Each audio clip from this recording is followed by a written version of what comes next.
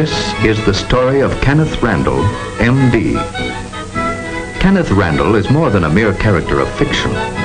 He is the personification of the spirit, the ideals, the disappointments, the sacrifices, the struggles, and the hopes of literally hundreds of physicians who throughout the years saw and what's more did something about the needs for advancement in industrial medicine.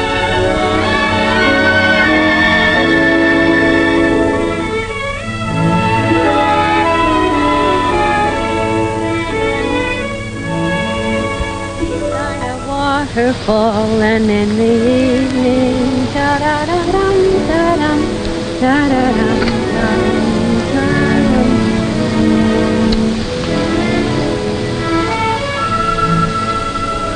You know, Dr. Kenneth Randall, you're a very wonderful man. That's right.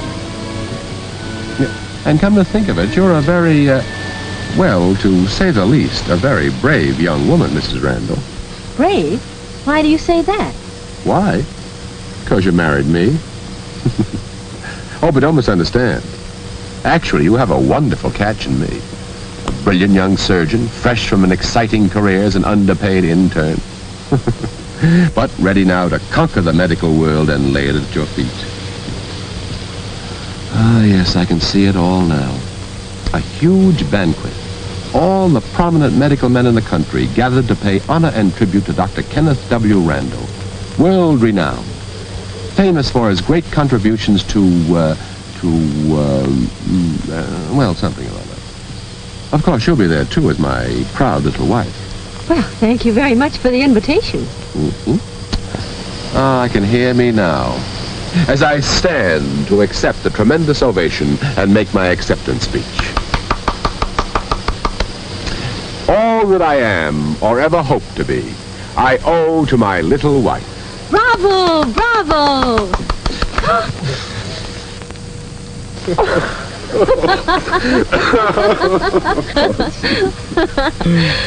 Well, tell me, Ken, if you're such a wonderful catch, why am I so brave to marry you? Because you didn't wait until I became a success. You married me now, before I even have an office of my own. I should call sharing one with Dad in office. Before I even had my first regular patient.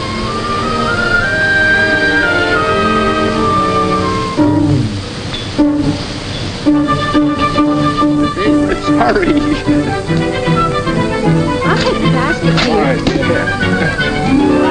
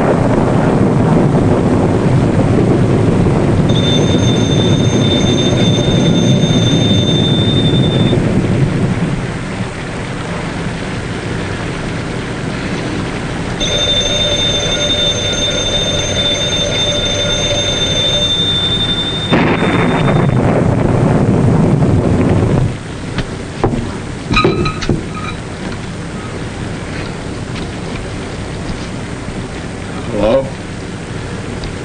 Hello? Hello? Hello? Is it a patient? Hello? There's nobody there. No wonder there's no one there. That's the doorbell ringing. Here's your robe. It's not a factor, dear.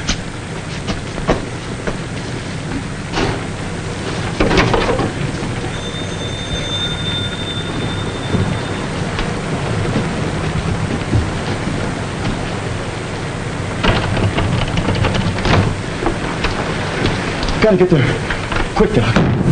Bill's hurt bad. Bleeding like anything. I'll be back in a minute.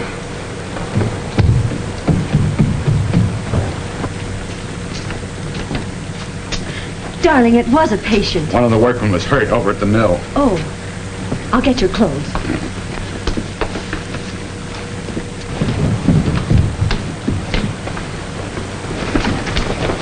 We can get there quicker if we cut across. We'll take Dad's car. Yeah. Thanks.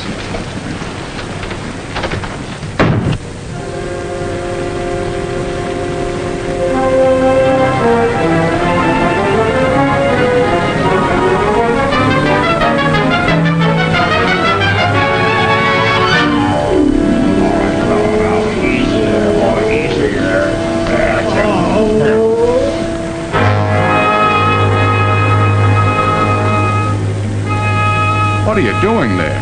Using chewing tobacco for disinfect. Sure, that's what we always do. Cobwebs for the bleeding and chewing tobacco for disinfecting. Here, let me in there. Yes, sir. We have to get this man to a hospital, quickly. Easy. Take it easy there.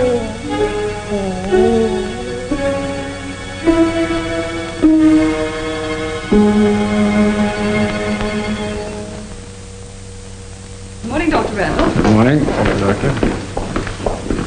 Good morning, Doctor. Good morning.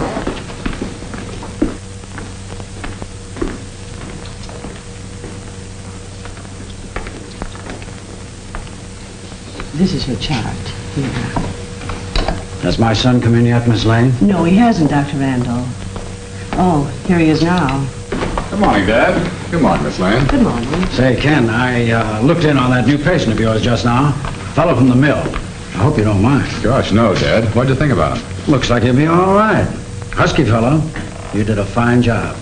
Splendid piece of surgery. Well, like father, like son, I hope, Dad.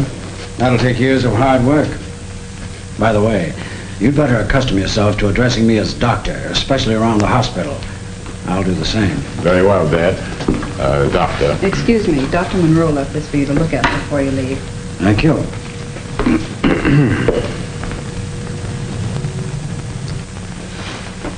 You know, I've been thinking.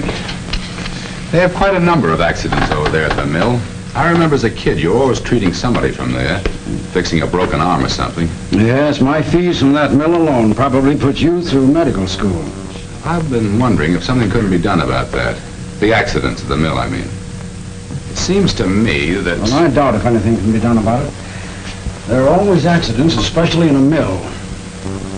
Men grow careless, something goes wrong with the machinery. No, I don't know. It doesn't seem right to me.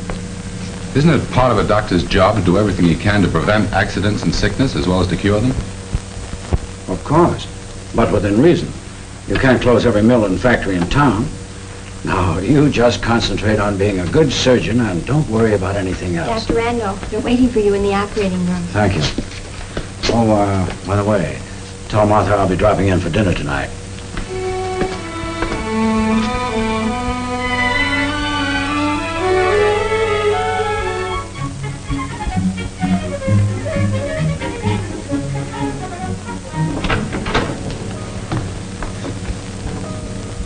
The doctor will see you in just a moment. Mason, what's the matter with you fellows over there at the plant? I thought I told you to come in and have this hand dressed every day. Johnson's as bad as you are. His wound should be dressed every day, too. Yet he hasn't been in for a week. You fellows at the plant are all alike. Gosh, Doc, it ain't so easy. We work all day and at night, well, it seems when we get home, get cleaned up and have our supper, well, I don't know. It seems there just ain't no time for running to the doctor.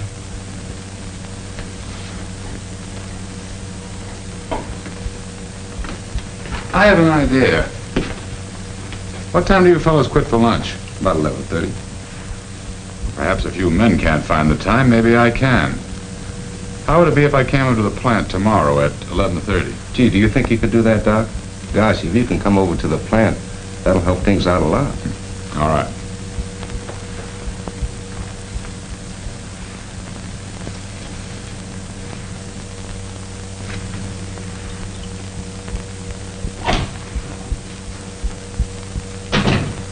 Say, Doc, I wish you'd kind of take a look at my back. It seems to be hurting all the time. Sure, I'll take a look at it. Oh, slip your shirt off, will you? There you are, Jim. That ought to pick you up. Okay, Doc, thanks a lot.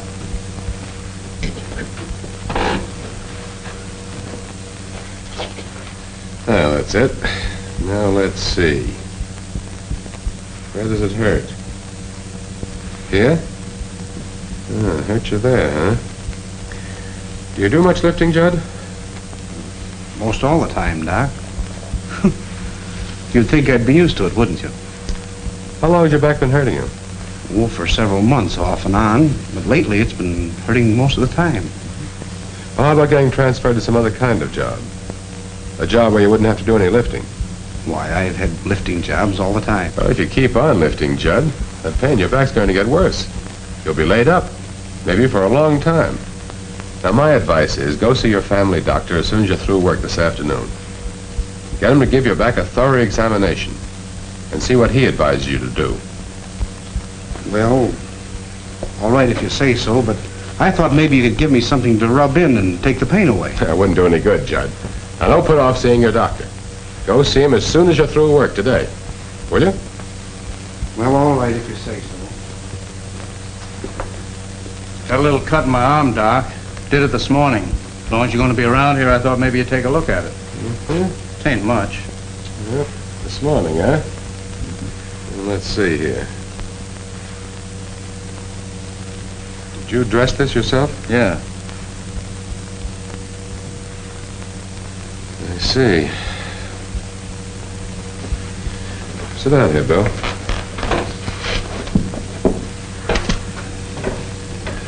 Bill, you fellas ought to have a first aid kit around here. Yeah, except we wouldn't know how to use it. Well, I'd be glad to teach somebody to give first aid treatment. Come in handy in cases like this. Say, Art, Yeah, Bill? come on over here. Art's always around helping when anyone's hurt. He'd be a good one to teach first aid to. What's up? Hello, Doc Randall. Well, Doc here wants to know if you want to be his assistant. Bill suggested that you might be interested in learning a little about giving first aid in cases like this.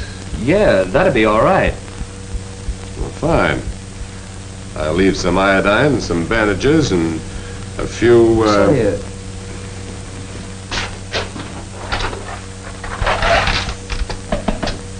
How about putting the stuff in here? I don't use this box anymore.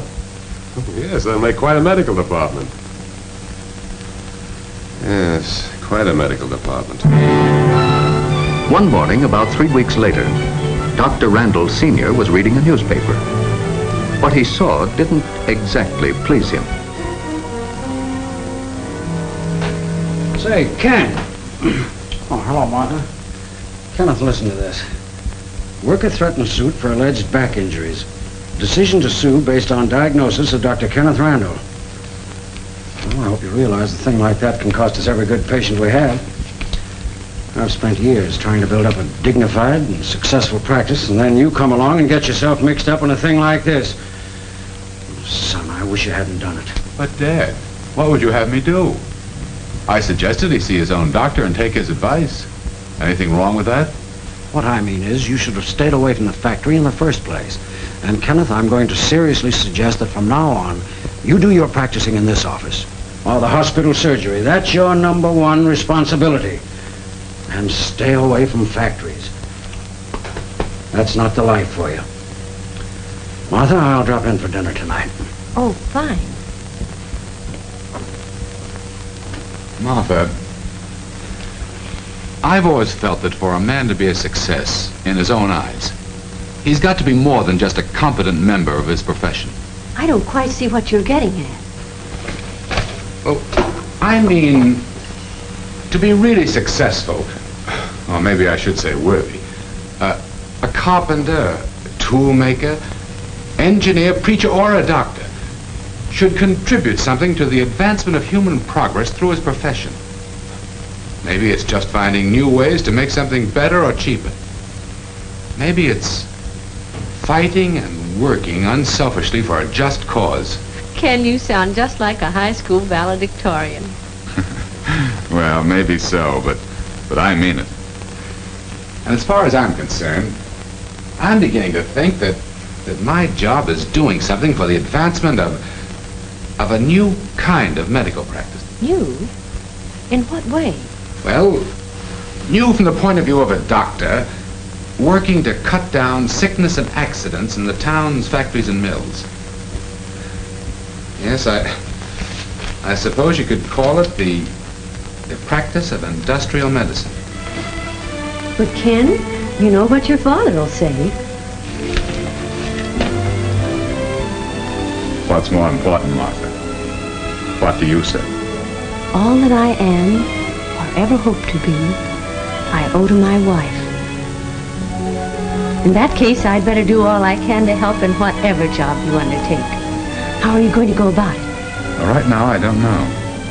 I really don't know. But I'm going to do something.